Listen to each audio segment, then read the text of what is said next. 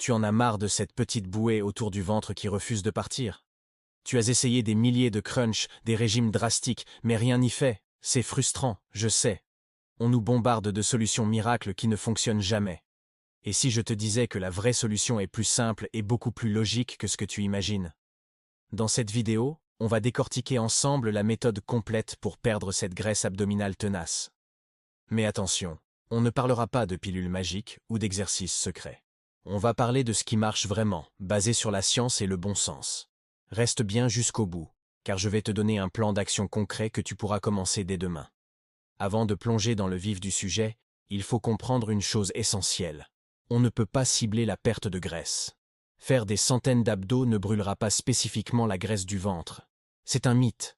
Le corps perd du gras de manière globale. Ton objectif est donc de perdre de la masse grasse sur tout ton corps, et le ventre finira par suivre. Il faut aussi savoir qu'il y a deux types de graisse abdominale. La graisse sous-cutanée, celle qu'on peut pincer juste sous la peau, et la graisse viscérale, plus profonde, qui entoure les organes. C'est cette dernière qui est la plus dangereuse pour la santé, mais la bonne nouvelle, c'est qu'elle est aussi la première à répondre positivement à un mode de vie plus sain. Alors, par où commencer? Par ton assiette. L'alimentation, c'est 80% du travail. Le principe de base est simple. Il faut créer un léger déficit calorique. Ça veut dire consommer un tout petit peu moins de calories que ce que ton corps en dépense chaque jour.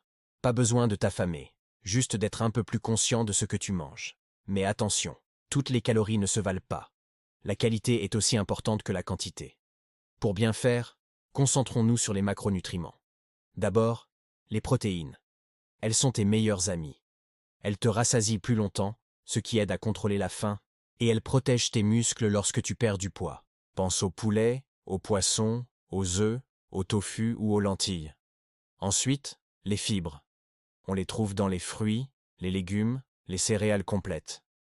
Elles aident à la digestion, stabilisent la glycémie et te calent pour longtemps. Puis viennent les glucides. Non, ils ne sont pas l'ennemi. Il faut juste choisir les bons. Les glucides complexes comme les patates douces, le quinoa ou le pain complet. Ils te donnent de l'énergie durable sans provoquer de pic d'insuline, cette hormone qui favorise le stockage des graisses. Enfin, les bonnes graisses sont essentielles pour tes hormones et ta santé globale. Avocat, noix, huile d'olive, ne les fuis pas. Concrètement, ça donne quoi? Privilégie les aliments bruts et non transformés. Remplis ton assiette de légumes verts, de sources de protéines maigres et d'une petite portion de glucides complexes. Et ce qu'il faut limiter, tu le sais déjà, les sucres ajoutés, les sodas, les gâteaux, les plats préparés ultra transformés et l'alcool. Ces aliments sont des bombes caloriques vides qui favorisent directement le stockage sur le ventre. Ah, et j'allais oublier un allié de taille, l'eau. Boire suffisamment d'eau tout au long de la journée booste ton métabolisme, aide à éliminer les toxines et peut même réduire la sensation de faim. Pour structurer tes journées, essaie de faire 3 repas équilibrés et éventuellement 1 ou 2 collations saines si tu en ressens le besoin. L'erreur classique, c'est de sauter le petit déjeuner et de se rattraper le soir avec un repas énorme. Ça dérègle ton horloge biologique et tes hormones de la faim. D'ailleurs, si tu trouves que composer des repas équilibrés est un vrai casse-tête et que tu veux des idées concrètes de recettes simples et rapides pour t'aider à perdre du ventre sans te priver, dis-le-moi en commentaire. Si vous êtes nombreux à le demander, je préparerai une vidéo spéciale avec une semaine complète de menus. Abonne-toi pour ne pas la manquer. Maintenant, passons à la deuxième partie. L'entraînement. L'alimentation fait fondre la graisse, le sport va sculpter et accélérer le processus. Le premier pilier, c'est le cardio à intensité modérée. La marche rapide, le vélo, la natation. Ces activités, pratiquées régulièrement, sont excellentes pour brûler des calories sans te mettre dans le rouge. Vise au moins 30 à 45 minutes, 3 à 4 fois par semaine. Mais le cardio seul ne suffit pas. Le renforcement musculaire global est absolument crucial. Pourquoi? Parce que plus tu as de muscles, plus ton métabolisme de base est élevé. Ça veut dire que tu brûles plus de calories, même au repos. Inutile de devenir bodybuilder. Fais des exercices qui sollicitent les grands groupes musculaires. Squat, pompe, fente, tirage. 2 à 3 séances par semaine, c'est un excellent début. Pour ceux qui manquent de temps, il y a le HIIT, l'entraînement par intervalle à haute intensité. Le principe est simple. De courtes périodes d'efforts très intenses, suivies de courtes périodes de récupération. Une séance de 20 minutes peut être aussi efficace, voire plus, qu'une séance de cardio plus longue. Le gros avantage, c'est l'effet afterburn. Ton métabolisme reste élevé plusieurs heures après la séance. Et les fameux abdos dans tout ça? Ils sont importants, mais pas pour brûler la graisse. Ils servent à renforcer et à tonifier ta sangle abdominale. Quand la couche de graisse commencera à diminuer, ce sont ces muscles bien dessinés qui apparaîtront. Donc oui, intègre des exercices comme le gainage ou le relevé de jambes, mais en complément du reste, pas en priorité. Enfin, il y a un élément que tout le monde sous-estime, le NEAT. C'est l'acronyme pour Non-Exercise Activity Thermogenesis. En gros, c'est toute l'activité que tu fais en dehors de tes séances de sport. Marcher pour aller au travail, prendre les escaliers, faire le ménage, jardiner. Cette dépense énergétique quotidienne est bien plus importante que tu ne le penses. Bouge autant que possible tout au long de la journée. La troisième dimension, souvent négligée, ce sont tes habitudes de vie. Tu peux avoir la meilleure diète et le meilleur programme de sport du monde. Si tu es constamment stressé et que tu dors mal, tes résultats seront freinés. Le stress chronique fait grimper ton niveau de cortisol, une hormone qui favorise le stockage de la graisse, spécifiquement au niveau du ventre.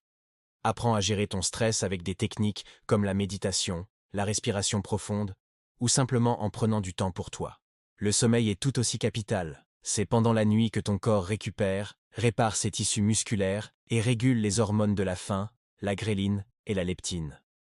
Un manque de sommeil perturbe cet équilibre, augmente ton appétit pour des aliments gras et sucrés, et ralentit ton métabolisme. Vise 7 à 8 heures de sommeil de qualité par nuit. C'est non négociable. Maintenant, mettons en garde contre les erreurs classiques. Premièrement, fuis les régimes trop restrictifs. Ils créent de la frustration, des carences, et mènent presque toujours à l'effet yo-yo. Deuxièmement, oublie les pilules, les crèmes ou les ceintures brûle-graisse. C'est du marketing, ça ne marche pas et c'est une perte d'argent. Troisièmement, comme on l'a dit, ne te concentre pas uniquement sur les exercices d'abdos en espérant un miracle. Et enfin, ne te fie pas uniquement aux chiffres sur la balance. Le poids peut fluctuer pour plein de raisons. Prends plutôt tes mensurations, notamment ton tour de taille, et fais des photos de progression toutes les 4 semaines. C'est beaucoup plus fiable et motivant. Alors, comment on met tout ça en pratique? Voici une petite checklist pour démarrer. 1. Fais le tri dans tes placards et remplis-les d'aliments sains. 2. Planifie tes repas de la semaine. 3. Programme tes séances de sport dans ton agenda comme des rendez-vous importants. 4. Achète un mètre ruban pour suivre tes progrès. Par exemple, une semaine type pourrait ressembler à ça. Lundi, renforcement musculaire du corps entier. Mardi, 40 minutes de cardio modéré. Mercredi, repos actif, comme une longue marche. Jeudi, séance de HIIT de 20 minutes. Vendredi, renforcement du haut du corps et gainage. Le week-end, reste actif, fais une randonnée, du vélo en famille. La clé, et c'est le mot de la fin, c'est la consistance et la patience. Tu n'as pas pris cette graisse en 2 semaines, tu ne la perdras pas en 2 semaines. Arrête de penser en termes de régime et commence à penser en termes de style de vie. Adopte progressivement ces nouvelles habitudes, sois bienveillant avec toi-même et les résultats viendront. Ce n'est pas une course, c'est un marathon. Mais un marathon qui va non seulement transformer ton physique, mais aussi améliorer ton énergie, ta santé et ta confiance en toi pour les années à venir.